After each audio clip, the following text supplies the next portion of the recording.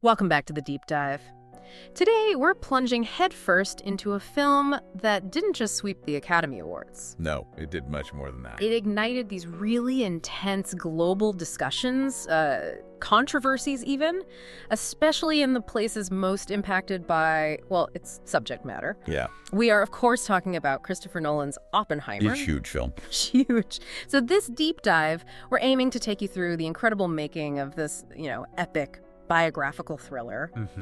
And its massive global reception, plus all the nuanced conversations it sparked. Right. And we've pulled this all directly from a, pretty expensive stack of materials. Think of this as your fast track to getting really well informed on this whole cinematic phenomenon. Exactly. Our mission today is basically to pull out the most important insights.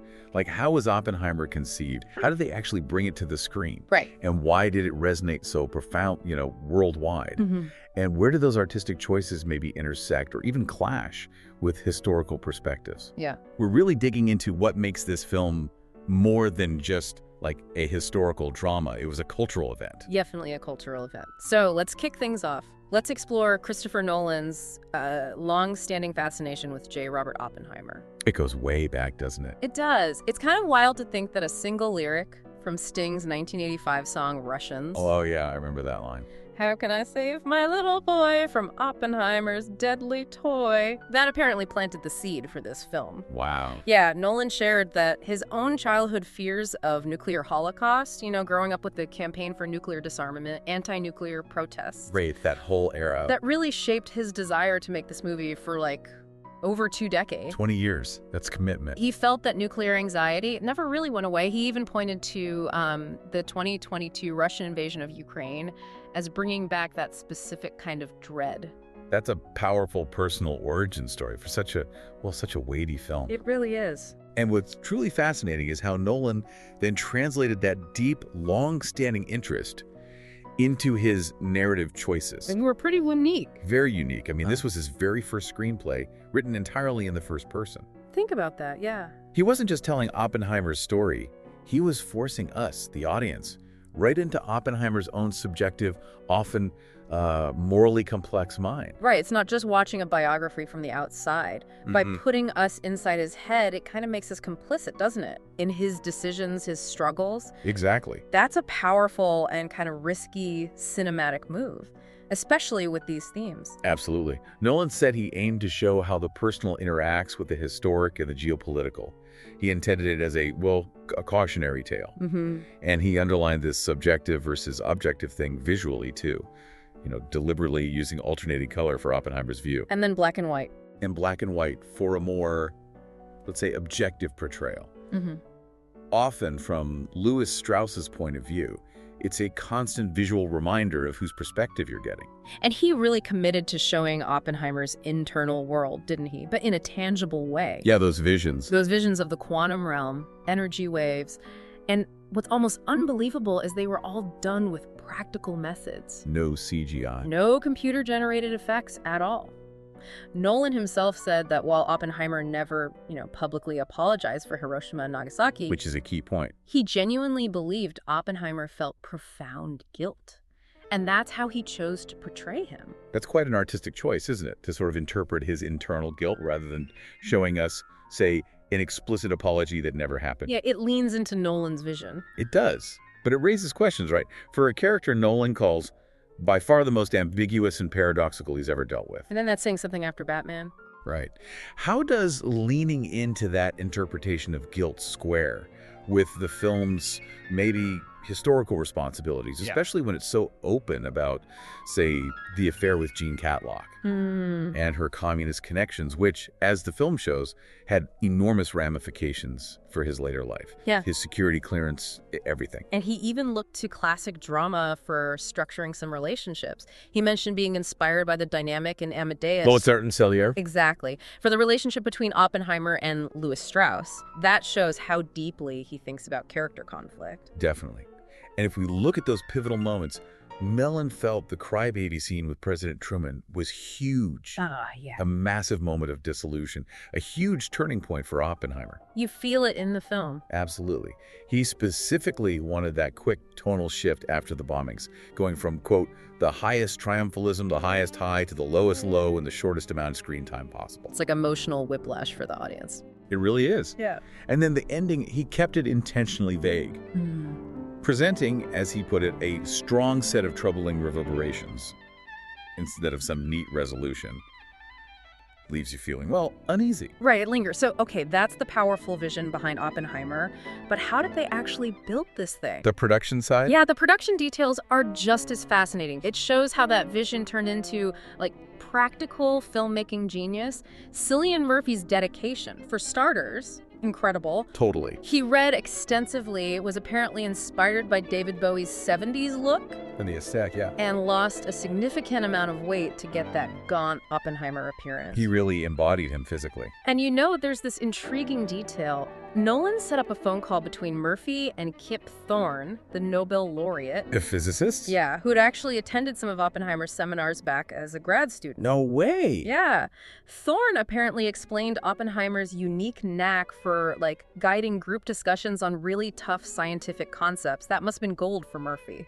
Oh, absolutely invaluable insight. And the casting process itself was pretty hush-hush. Some actors reportedly didn't even know their roles until they actually signed on. Seriously? Yeah. And to work with Nolan, big names like Robert Downey Jr., Matt Damon, Emily Blunt, they took significant pay cuts. Reportedly earned around $4 million instead of their usual, $10 to $20 million. Wow. That really shows Nolan's pull, doesn't it? It absolutely does. And Matt Damon, apparently he was on a break from acting, promised his wife in couples therapy, actually. Okay. But he'd reserve one Nolan exception. Ha! The Nolan exception. And he cashed it in for Oppenheimer. That's amazing. There's another casting detail here that genuinely surprised me. Nolan actually cast his own daughter, Flora. His daughter? In what role? In that really chilling scene, the vision where a young woman gets disintegrated by a nuclear explosion. Oh, wow. That's intense. He said he intended it to show that if you create the ultimate destructive power, it will also destroy those who are near and dear to you. Pretty stark statement. That certainly drives the point home. And the cinematography, truly groundbreaking. Yeah, the IMAX. It was the first film ever to shoot sections on IMAX, black and white photographic film. Kodak had especially created, Photochem developed it just for this movie. That's not just looking cool, that's like technical pioneering. Totally. It's a feat. And Nolan's commitment to practical effects, it's legendary, right? Oppenheimer is no different. Definitely not. He famously recreated the Trinity nuclear test using real explosives, no CGI. No. He said later it was both flattering and scary that fans thought he'd actually set off a real atomic bomb. I can imagine. How did they manage the scale then? They used bigatures, basically large miniatures, and forced perspective. Nolan insists the film has 0 computer-generated shots, relying entirely on practical stuff for that real-world imagery. Impressive.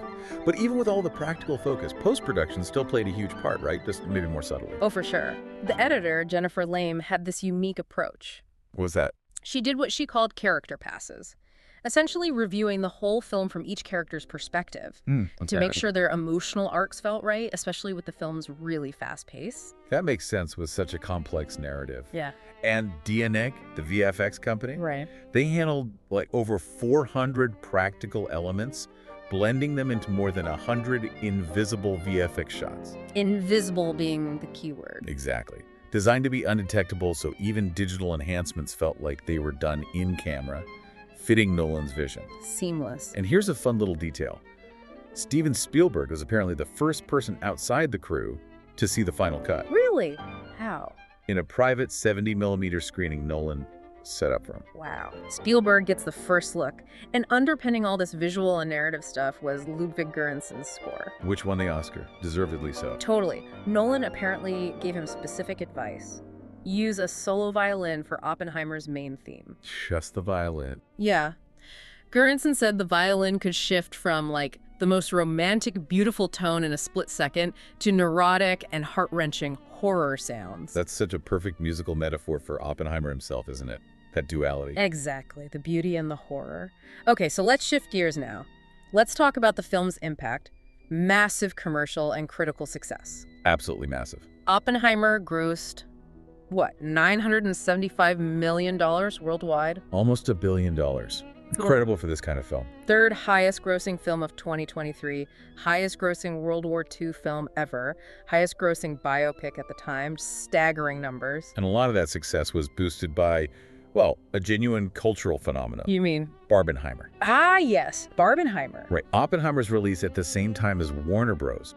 Barbie just took off. People were encouraged to see both as a double feature. I remember seeing all the memes, people dressing up. Exactly. AMC Stubs members, apparently over 40,000 of them pre-booked tickets for both films on the same day. 40,000, that's insane. It really speaks to the public enthusiasm. And it undoubtedly boosted interest in Oppenheimer.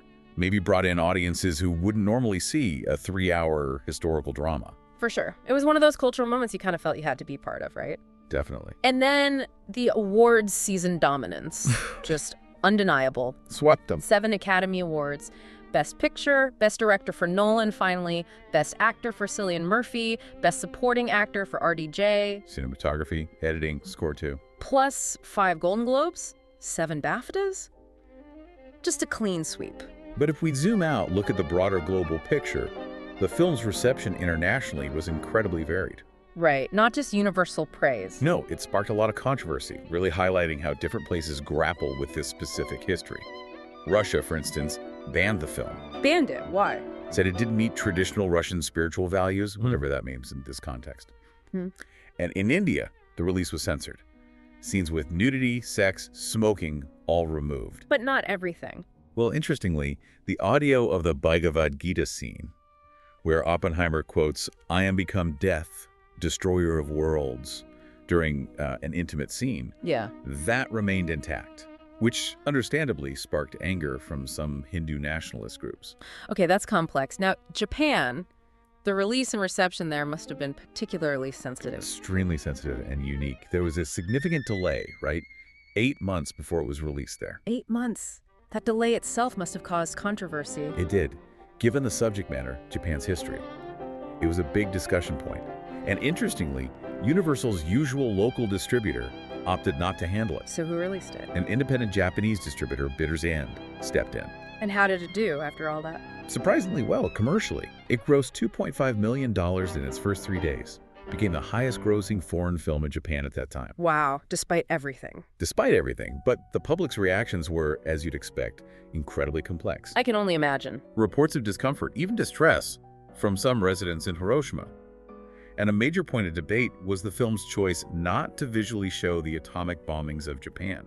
Yeah, that was a big talking point everywhere, but especially there, I'd assume. Huge. Some praised the decision, felt it avoided sensationalism.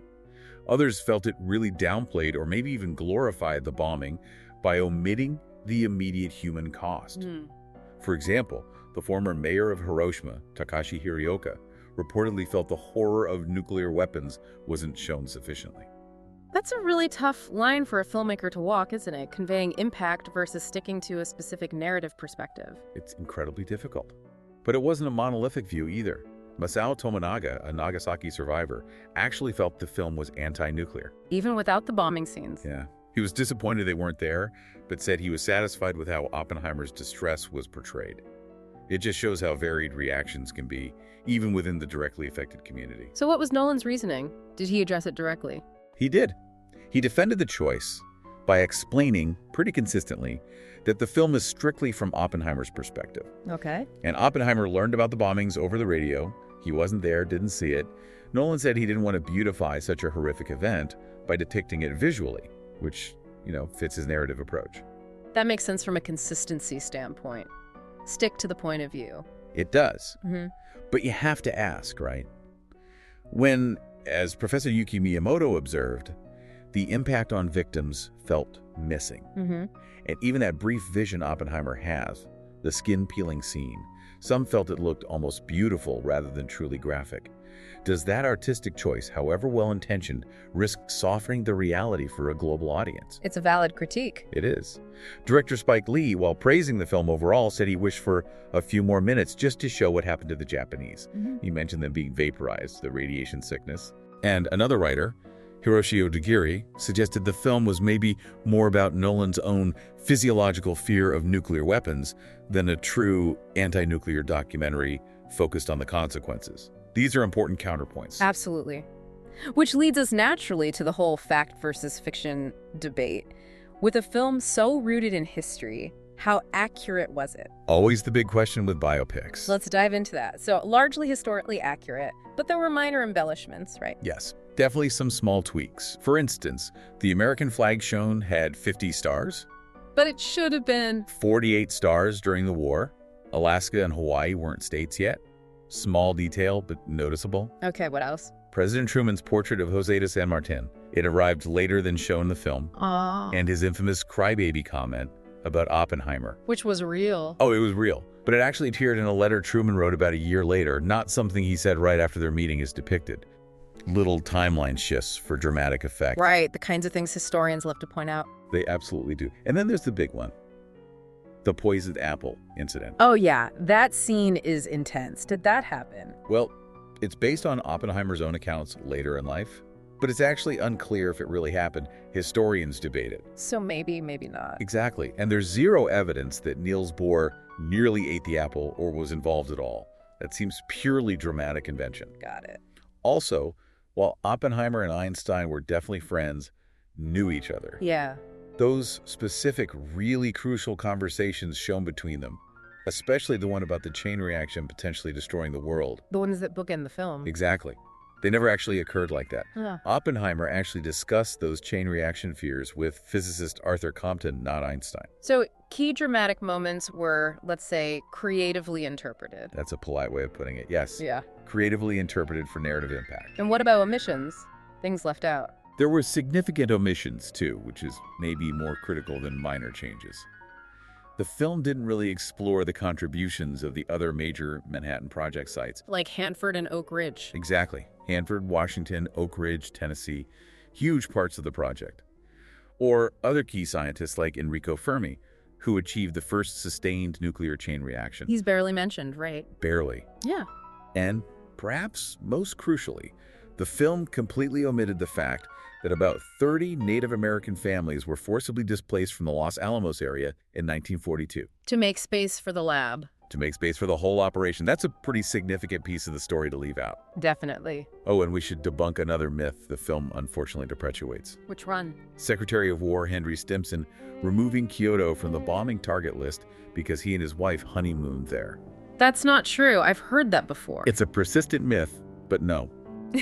Stimson did argue against bombing Kyoto, but his reasoning was primarily strategic and political.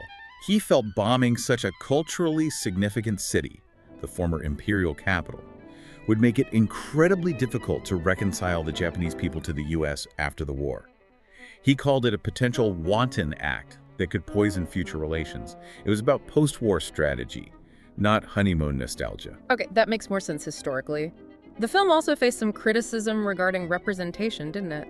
It did. Yeah. Specifically, the lack of focus on, say, female scientists involved in the Manhattan Project. Or scientists of color. Right, or Asian or African-American scientists who definitely participated.